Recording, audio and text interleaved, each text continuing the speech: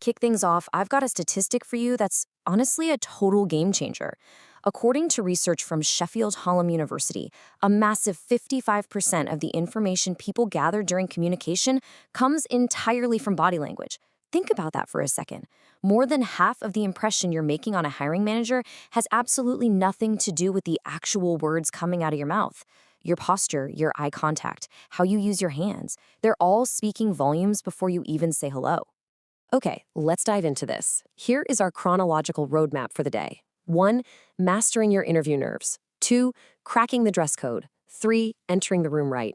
4. Speaking through body language. And 5. Reframing weaknesses into strengths. Starting off with Section 1, Mastering your interview nerves. The experts are super clear on this one. Preparation is absolutely the ultimate antidote to anxiety. First up, do some mock interviews. Practicing with a friend helps you avoid those classic traps where you either ramble on forever because you're nervous or you just totally freeze up. Second, remember that when you're actually in the hot seat, it is perfectly fine to just pause and take a deep breath before you answer a question. You really don't have to fill every single second of silence. And third, if we're talking about a virtual interview, test your tech setup early. Check your internet, know the platform inside and out. Prepping like this stops you from panicking or, freezing on screen with a weird look on your face right when the pressure hits. Moving right along to Section 2, Cracking the dress code. And this brilliantly illustrates the difference between the two main types of professional armor you might be wearing. According to guidelines from Kuchar College, business formal means a two-piece suit in conservative colors. Think black, gray, or navy, paired with dark, closed-toed shoes. Business casual, on the other hand, gives you a bit more breathing room. We're talking dress pants or a nice skirt, paired with a sweater or a collared shirt, and no jacket required.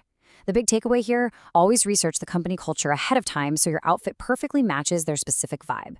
When in doubt, it's always safer to dress just a little bit more formally. But look, knowing what not to wear is just as crucial. You've got to avoid revealing clothing, heavy makeup, and please, skip the intense colognes or perfumes. A lot of people are really sensitive to strong scents, and you do not want that to be the thing they remember you for. Oh, and definitely no hats indoors and no open-toed shoes. At the end of the day, your grooming and your comfort should keep the interviewer's focus exactly where it belongs, on your incredible skills, not distracted by your outfit. All right, Section 3, Entering the room. From the literal second you arrive, the evaluation starts. You want to aim to walk in exactly 10 to 15 minutes early. Any earlier than that, and honestly, you might make the interviewer feel rushed, which kind of comes off as inconsiderate. When you do walk in, introduce yourself warmly, give a firm but friendly handshake, and project absolute confidence. And smile. Also, here's a pro tip. Pay close attention to the interviewer's tone. If they're laid back, you can relax a bit too. If they're super formal, match that energy. Mirroring them like this shows immense professionalism and really great social awareness. Now, having said that, there's a very fine line you really don't want to cross.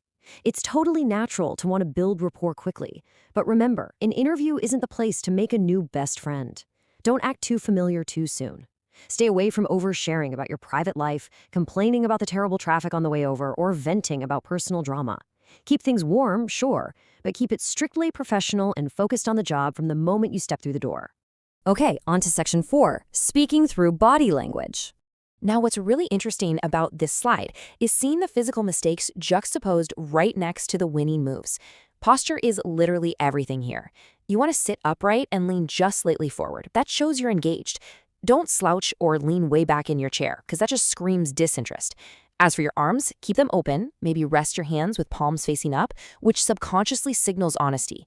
Never, ever cross your arms. It just makes you look defensive or closed off. In your eyes, maintain steady, natural eye contact. If you're constantly looking away or staring at the floor, it makes you seem nervous or even untrustworthy. But what if your interview is happening through a screen?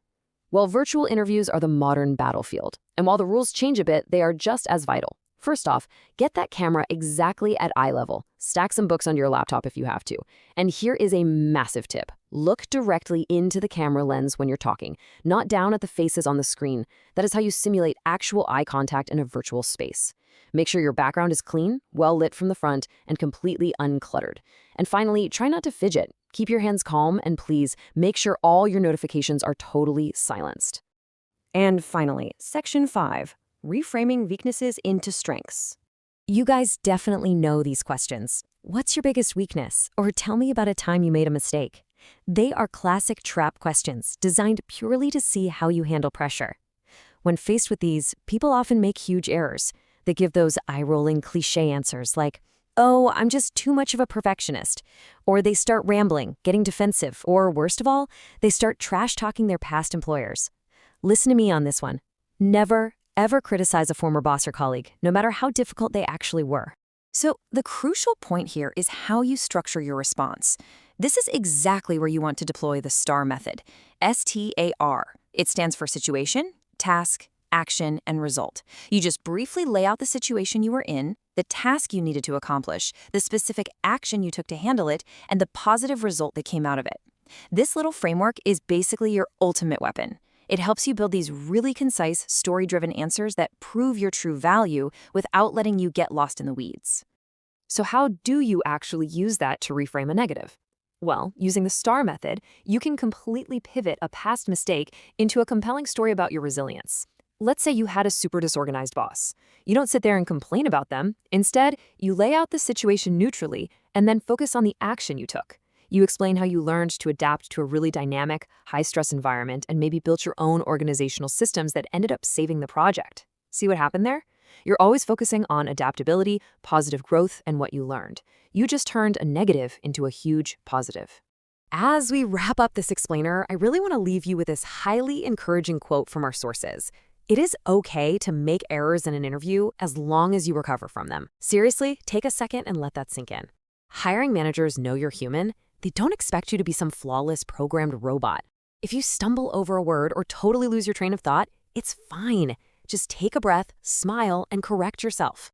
Honestly, that self-awareness and the ability to just bounce back gracefully, that's what actually wins over the human beings sitting across the table from you.